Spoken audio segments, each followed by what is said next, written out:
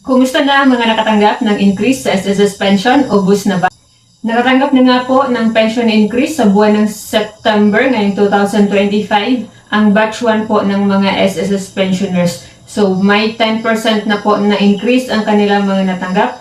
Pero may mga nabasa po tayong comments noong nakaraang linggo na yung iba po ay hindi daw po sila nakatanggap ng increase. So marahil po ay hindi sila kabilang doon sa batch 1. Dahil sobrang dami naman pong nagko-comment na nakatanggap na nga po sila ng kanilang pensyon at kabilang na nga po dito ang dagdag na 10% increase para sa retirement and disability pension at 5% naman para sa survivorship.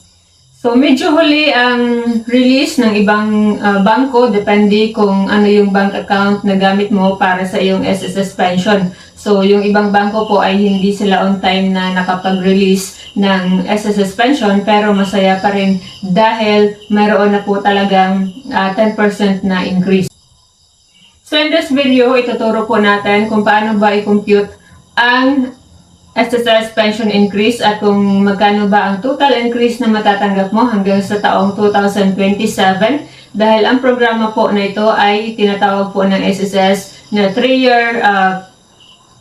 years pension increase. Ibig sabihin, 2025 mag-increase ka ng 10%, 2026 mag-increase ka ulit ng 10%, at 2027 mag-increase ka ulit ng 10%. Para sa retirement and disability. So 5% again para sa survivorship or para po doon sa mga nakatanggap ng pension or tumatanggap ng pension ng mga pumanaw po nila ng mga loved ones. Bago tayo magpatuloy sa video na ito, huwag mo na kalimutan mag-subscribe para palagi updated sa ating mga panibagong videos na maaaring kailangan ninyo rin po in the future. So syempre medyo huli na nga po itong video natin. Pero marami pa rin po ang hindi nakakaalam ng pension increase sa SSS, lalo na yung mga wala namang pension na natatanggap pero interesado sila kung ano ba itong pension or magkano ba itong SSS pension increase. So para sa inyo ang video na to at para na rin doon po sa mga hindi pa nakakaintindi kung paano ba kinukuha ang 10% at kung magkano ba ang matatanggap na increase hanggang sa taong 2027. Nasa 3.6 million pensioners po ng mga Pilipino ang makakapag-enjoy ng benepisyo na to ng pag-increase po ng SSS pension. At ang kagandahan po dito, very good news dahil hindi po mag-increase ang ating buwanang contribution.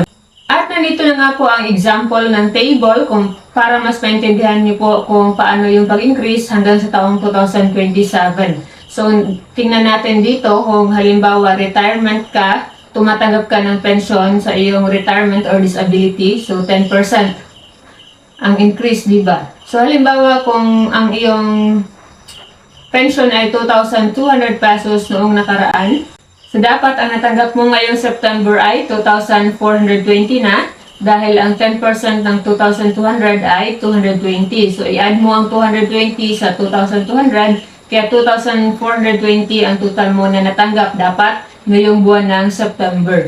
Sa 2026 naman ng September, ang basihan ng 10% ay syempre ang bago na, ang 2,420 na. So, i-times mo sa 10% or sa 0.1, may 242 pesos ka dapat na dagdag sa taong 2026. Bali, ang 2,420 mo ay magiging 2,662 na sa September 2026. Pagdating naman ng September 2027, ang 2,662 mo na buwan ng pensyon naman ang pagbabasihan ng 10%. So, bali, 266.2 ang magiging dagdag mo sa September 2027. Therefore, by 2027, dapat ang total mo na increase na matatanggap ay 728.20 pesos, which is, that is 33.1% yan ng iyong original pension bago ang September 2025. So, ganun din po ang pag-compute para sa survivorship, pero again, 5% po ang increase para sa survivorship. So sana nakatulong po sa inyo ang video na to. Kung nakatulong, huwag kalimutang i-click ang subscribe button at i-share at i-like itong video po natin.